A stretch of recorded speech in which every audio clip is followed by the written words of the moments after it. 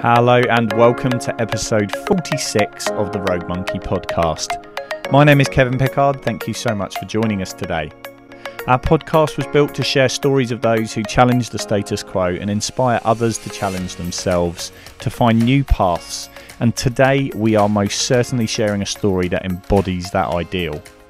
Our guest today is Hugo Tagholm, CEO at Surfers Against Sewage. It's hard to summarise how inspiring both Hugo and the organisation that he leads truly is. He's a surfer, environmentalist and hugely passionate individual around the subject of protecting our oceans and waterways, so everyone, both now and in the future, can enjoy them. In just the last few weeks, Surfers Against Sewage made the headlines, organising a huge peaceful paddle-out protest at the G7 summit in Cornwall, raising much needed awareness for our oceans and the support that they need. A huge amount of what SAS does takes place out of the limelight, from beach cleans through to lobbying the government. And Hugo himself is a hugely passionate and authentic activist, and his belief in what he does is absolutely evident from the off.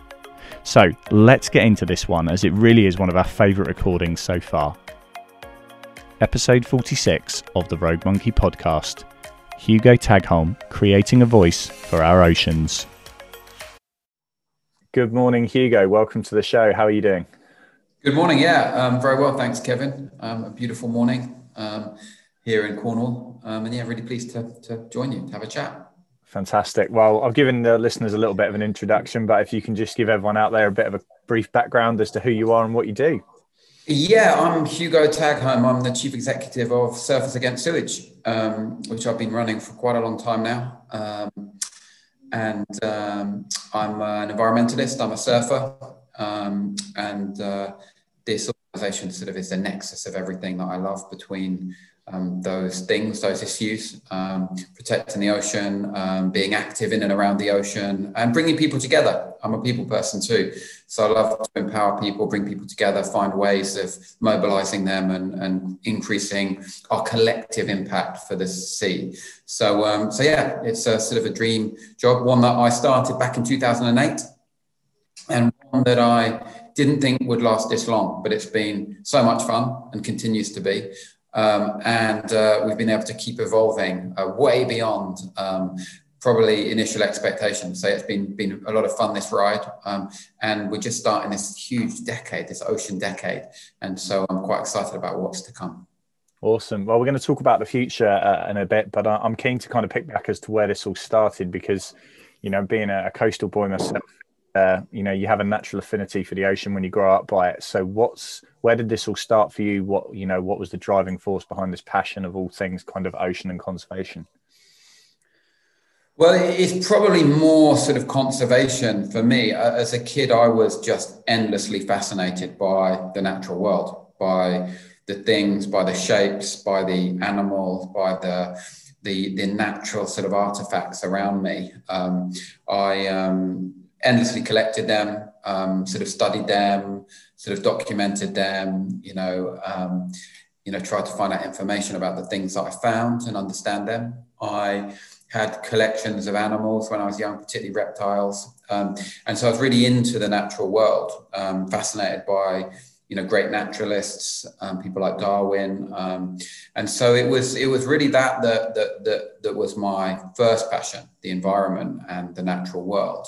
And the ocean. So, of course, I spent a lot of time by the ocean with my family in southwest France and in the southwest of England. At the beginning, just being, not surfing, not doing those things. But, surfing came later, and sport is my sort of other passion. So I've always loved all sorts of sports. I was a runner. I love swimming, football, and, of course, surfing too. And I've surfed for a long time now. I'm not a fantastic surfer, but I love it as much as any surfer there on planet Ocean. And so I've been surfing for 30 plus years on all variety of crafts. I surf shortboards, longboards, belly boards, hand planes, bodyboards, whatever. It's a great sort of intersect between my passion for the environment and my passion for sport. And those two things are a powerful combination. So that's how it sort of started for me.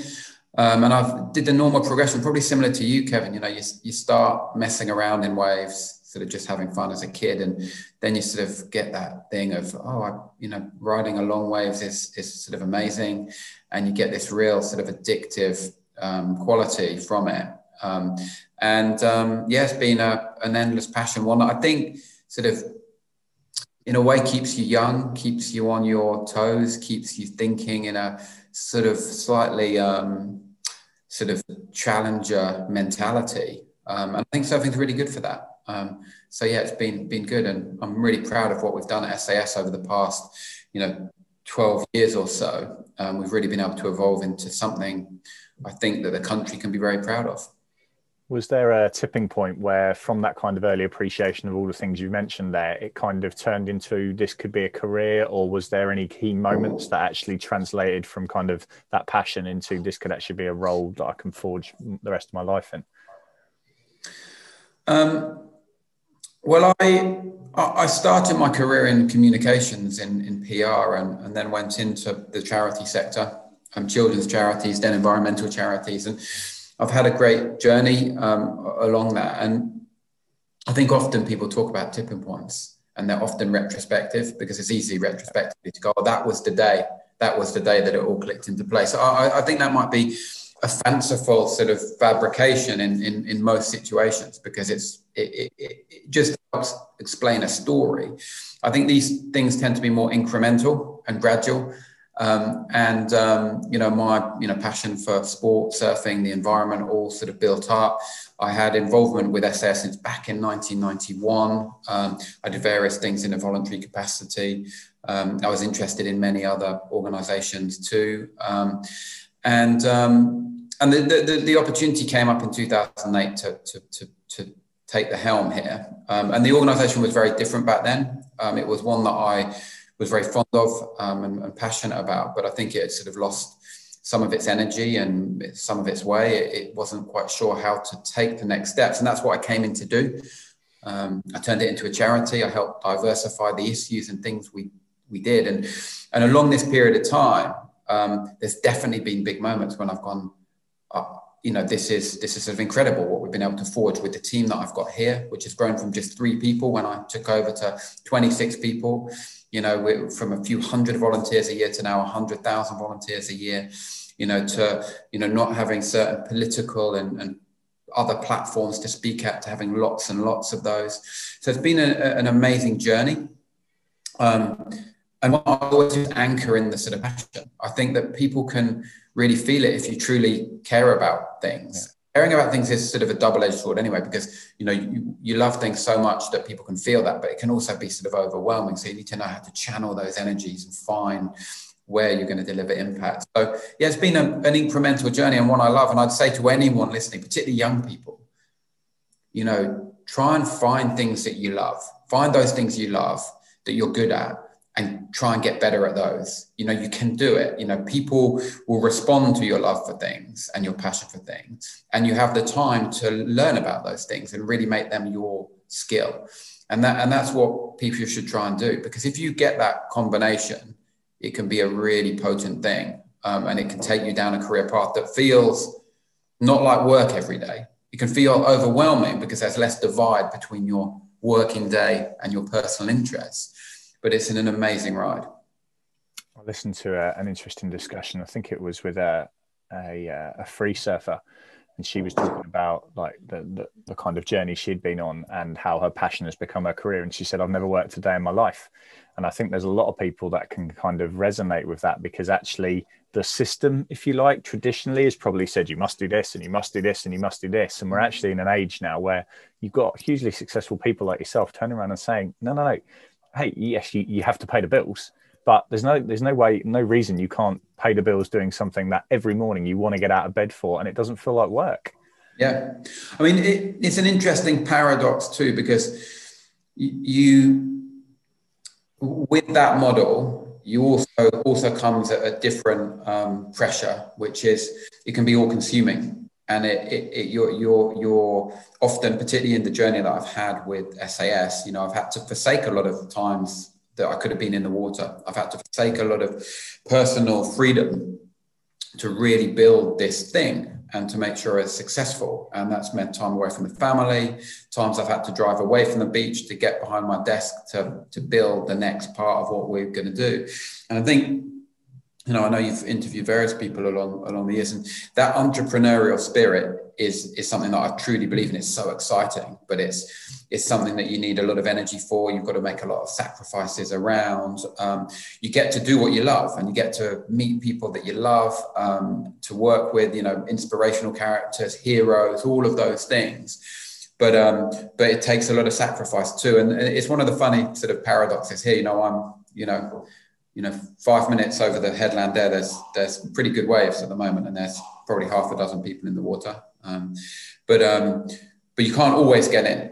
You can't always be in the water if you're working around the thing you love. You can't always be actually doing that. Whether you're working in, I don't know, a football NGO or a surfing NGO, you won't always be surfing or playing football. You'll be doing stuff that's connected to it. And some of that stuff will be super exciting. And other stuff will be the mundane backdrop that no one sees, that you have to do to get the exciting stuff off the ground. It's an interesting sort of, combination, but I wouldn't change it for the world. Like I love what I do, and I've got to work with and work alongside and meet, people that I've admired for years, David Attenborough, the top elite surfers, environmentalists and campaigners at the highest level. I've got to work with interesting politicians. I may not always agree with them, but being, able to influence and talk to, the most senior politicians in the country is, a privilege. And then, even the sort of shining light we've had from things like the, our royal patronage and the association with the royal wedding have been amazing, and that's come because we're delivering great impact, but also very real and true and authentic, because we really stick to what we say we're going to do. And that's important. Yeah. Authenticity, I think, really is key. And I don't know about you, I can remember getting my A-level or college timetable and then the Tide timetable and working out every single week, looking at the charts. Jason, and they couldn't, a lot of people can't understand it. And they go, what do you mean you're going to miss this and that and the other? And I go, well, there's offshore and, there's a decent swell running. And they didn't get it. And I think that's something that, regardless of whether it's, sport or business or whatever it is you're going into, finding that relatively early. And it looks like, just looking obviously at the journey you've been on, your passion in everything you've moved through has actually shaped something that, like you say, it's authentic. It's not just, hey, look at this. This is great. This is like, I absolutely believe in what me and the team have built here. And actually you bring people along for the journey with you because they're captivated by your passion and interest. Yeah. Well, look, I try, I've always been a people person, as I said before, and, really, enjoy bringing people together and seeing them do a great job. I enjoy seeing my team evolve here and empowering them and giving them the opportunity to shine. I've loved seeing, we've had amazing regional reps come through our programs and go off and become, as it were, hugely impactful and successful or even recognized in their own lives. Some have gone on to have great sort of media profiles as influencers. Others have gone on to do amazing scientific things. And that's something I'm very proud of. We've run events that I've seen ping off in multiple directions, new NGOs,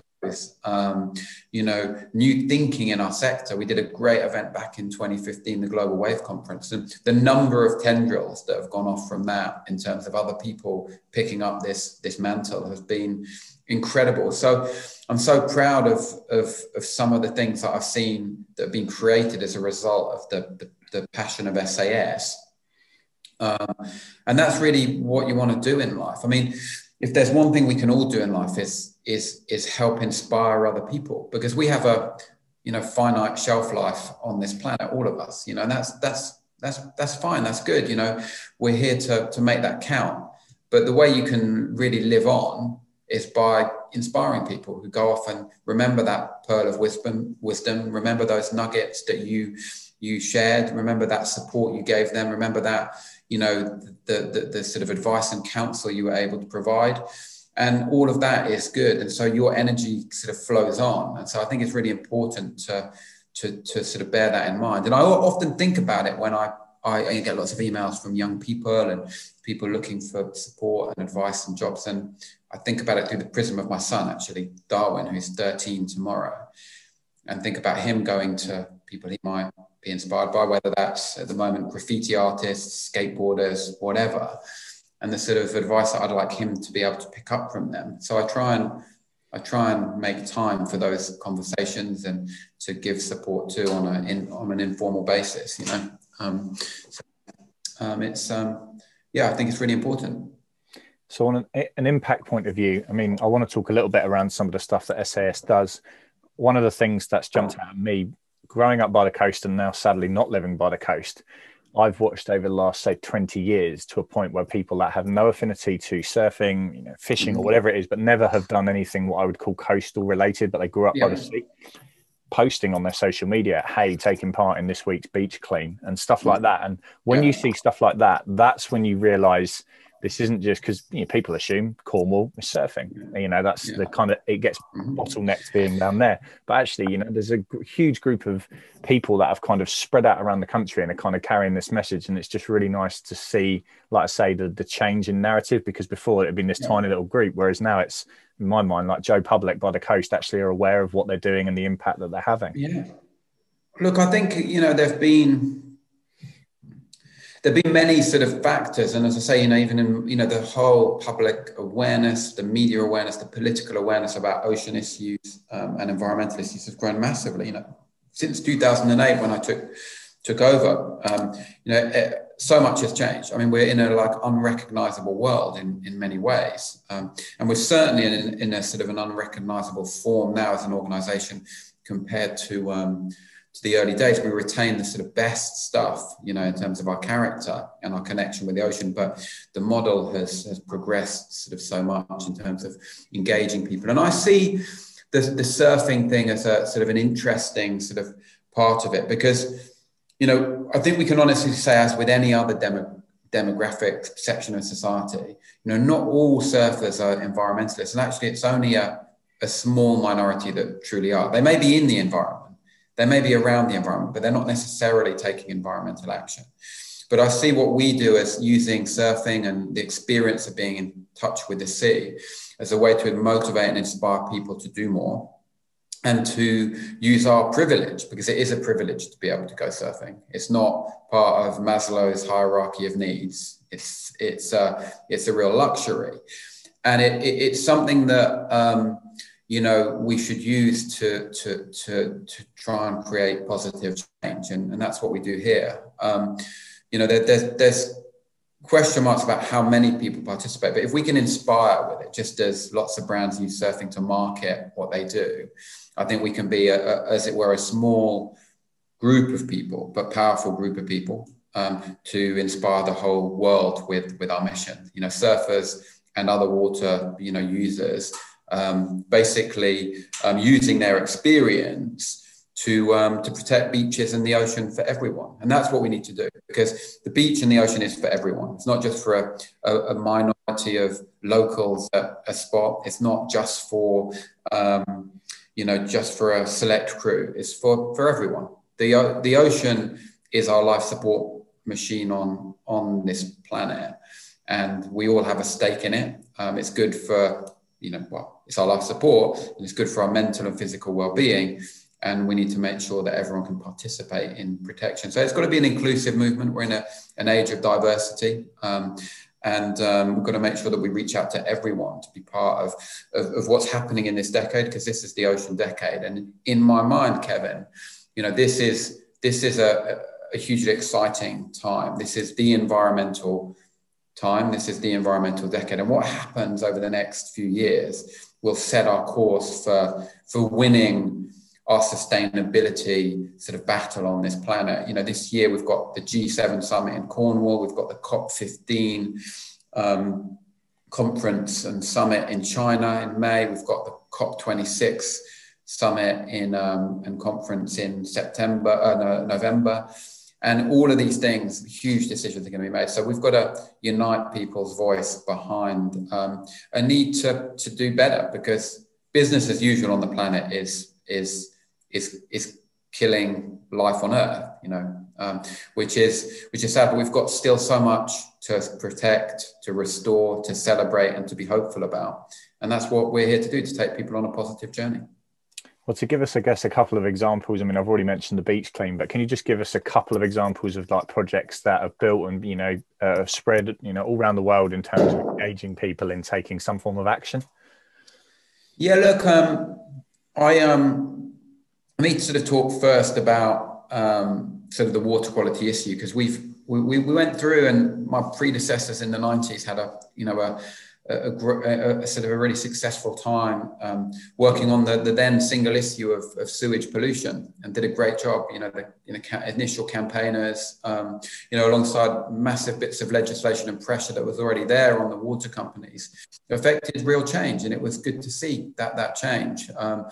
Water companies had to spend a lot of money on their systems when they were privatized in 1989, and the 90s was an era of that happening. That was the first wave of sewage pollution.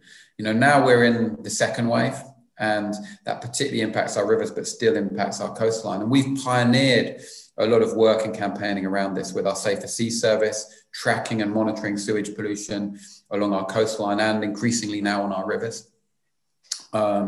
We've been lobbying and campaigning in Parliament on this issue for a long time, about combined sewer overflows and how they impact people and the planet. And now we're in this really important decade of environmentalism. And it's also the decade of ecosystem restoration. And we've got to look at that, and we've got to look at our rivers as part of that, because our rivers aren't separate from our coastline. I surf in lots of places that have rivers going onto them, rivers that have sewer overflows discharging into them. And what we see is that we need a huge amount of action for our water and freshwater systems now. Just as we had the first wave of action in the 90s on sewage pollution, we need much more to happen now. In 2019, water companies discharged 1.5 million hours of sewage pollution into our rivers. And these should be the blue arteries of our country. These should be the focal point of ecosystem restoration. These should be, the corridors that link wildlife between every part of the country. These should be the blue spaces that people can use for their health, both their mental health and their physical well-being. These, of course, were places, our rivers, where we built our towns, cities, and villages because of the benefits they brought. So how dare we pollute them to such an extent from sewage and agriculture and other sources? And so for me, I often sort of think back from where I'd like to be in 2030, and whether I'll be at SS or not is another question. I probably won't be. But we look back from 2030 and what do we want to see? We want to see our rivers thriving again, connecting our wild spaces, connecting people, giving the benefits that they should do, flourishing with biodiversity and life, but also home to the sports that people now do that they didn't do back in 1990 when we were founded. Stand-up paddleboarding, wild swimming, kayaking, and doing all of the things that people are doing in abundance now. And those rivers then connect to the places we surf. The place I surf on the south coast and the north coast of Cornwall, places around the country that are home to incredible waves. And so it's not freshwater or saltwater. It's not rivers or ocean. This is one water system that needs protecting. These are habitats that are important for biodiversity, but also human diversity and human experiences. And that's what I'd sort of like to see. And we're really on the leading edge of that now. We've got a big piece of water quality legislation we're trying to sort of push through with the Sewage Inland Waters Bill. We've got 130 MPs backing that already. We've got our water quality report that comes out every year that puts huge pressure on the water companies. This is important because let's not assume that what happened in the 1990s is enough. It's not enough. The water companies didn't clean up their act to the extent that they claim, and they need to do much, much more. And these are companies that are making billions of pounds in dividends for their shareholders. That's not good enough. That should be dividends put back into the environment to protect that environment for our children and our children's children, because the environment can't just be traded down until it's dead. We need to restore it now.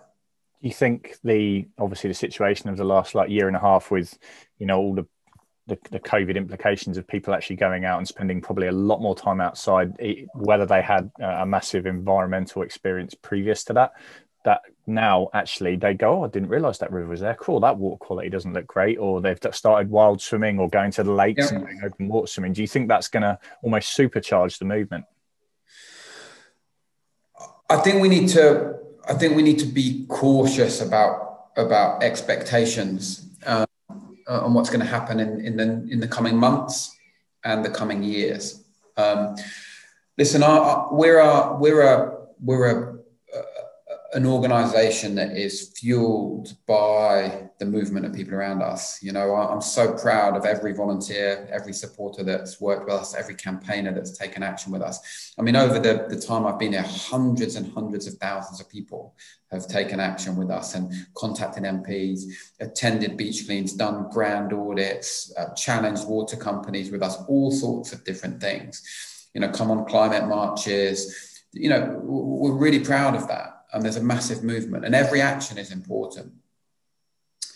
It looks like we're coming to the end of this part of the pandemic. We don't quite know what's going to happen, but it feels already palpably different out there. The vaccines are working, you know, infection and death rates and hospitalizations are going down. And of course, it's still at the front of everyone's mind, that immediate impact of protecting each other, protecting the NHS, and doing what we need to do. But the environmental sort of movement has been awakened in different ways as a result of this. People understand that they need the environment and they're part of it more because they've been locked up in their houses. I'm lucky down here. I still get to walk by the beach and see the beach, but many people are trapped and may just have their local park to go to.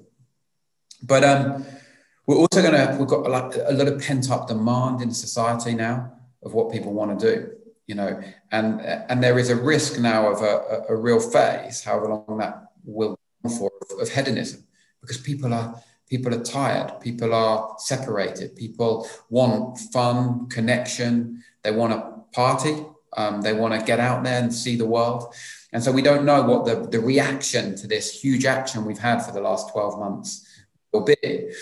And this, to sort of come back to my proper point, is that individual actions are really, really important. And so, you know, we're seeing a phase, and there've been sort of good things. You know, people are traveling less, you know, they're flying less, they're consuming potentially less in certain ways, consuming more in other ways. But we need to be careful about the systems we operate in, because actually it's governments and businesses that control those. We're all trapped in a carbon system. We're all trapped in a plastic system. We're trapped in an economic system. And it is important that we use movement building to influence legislation and systems around us, because that's where real change happens. Because unless governments are bold in what they do on carbon emissions, on plastic production, on the protection of nature and the enforcement of the protection of nature, our individual actions will have a limited impact, and there will be, as it were, moving deck chairs around on the Titanic.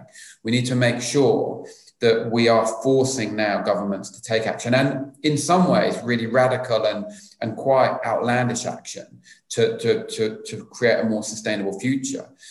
Let's not forget that what we've been through, Kevin, with the pandemic, just 12 months ago, we would never have dreamt that some of the things we do or can't do today would have been possible. You wouldn't have probably dreamt that you wouldn't be able to see your friends and family, go to the pub, get on the train to London, do certain things. You know, it would have been inconceivable. You'd have gone, absolutely not. It will never happen. You know, I'll never live those restrictions, but we do live those restrictions. We can't go to shops, we can't see anyone. You know, so it's a really bizarre time. So who knows what we're capable of understanding moving forward, and what changes we will accept for the good of the planet. Because what we don't want to go into is carbon lockdowns. We don't want to go into rationing. We don't want to go into things that could come if we don't take action. And I think it's important for us to consider that now. It's why all of these conferences are so important, to set the goals and the frameworks at the top level that we can all start to operate within, because the public alone can't be responsible for what's happening. The big businesses and government decisions really need to set that framework.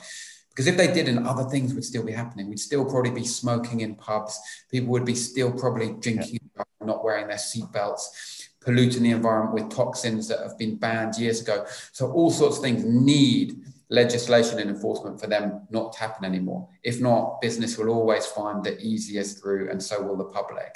And we've got to be careful of that. You talked a little bit there about that we wouldn't have been able to dream where we are, say, 12 months ago. Sitting here now and having experienced the last 12 months, whether or not you're still involved in 2030 in charge of SAS, what would be your dream to see it get to wherever it gets to? Well, look, we've got 10-year goals.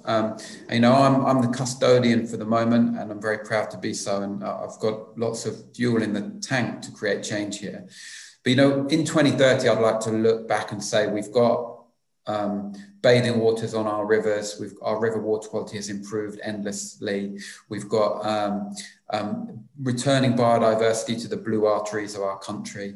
Single-use plastic pollution has been reducing, you know, massively, if not eliminated from our beaches.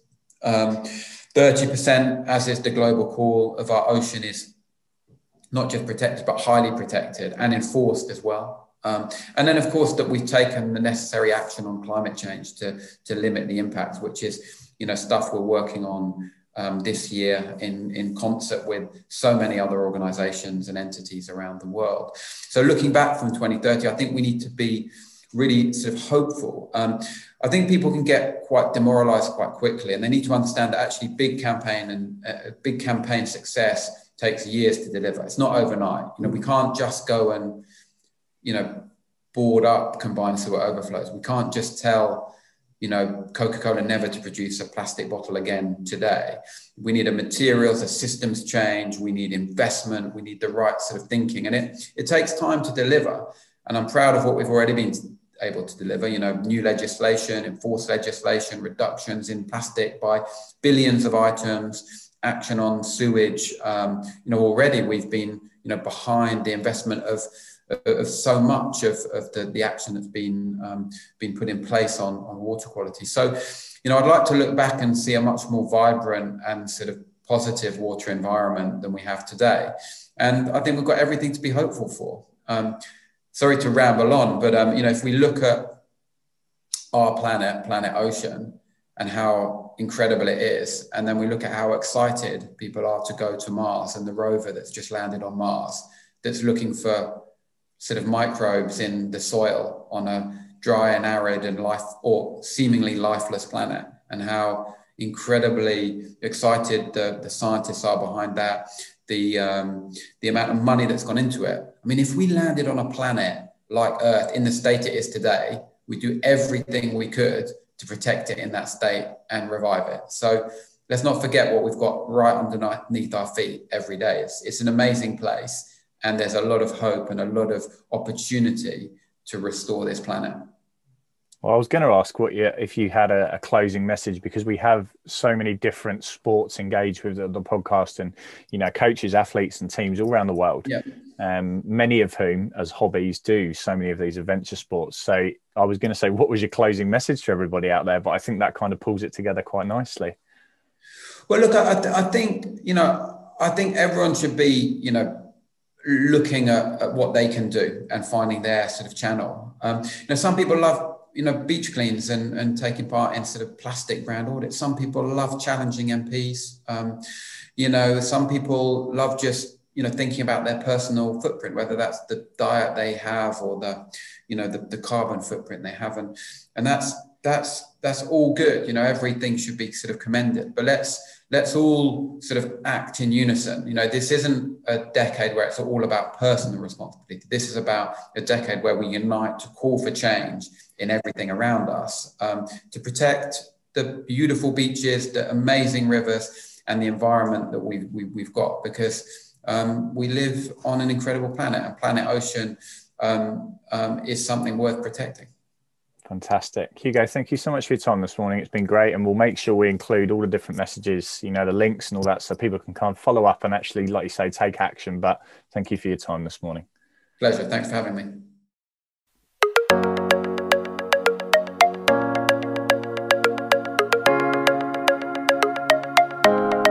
Thank you again, Hugo.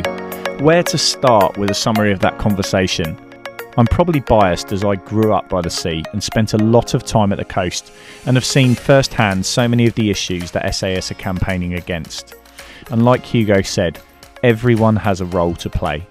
So this summer, when you head to the beach, as you leave, if you walk past a plastic bottle, pick it up and pop it in the recycling.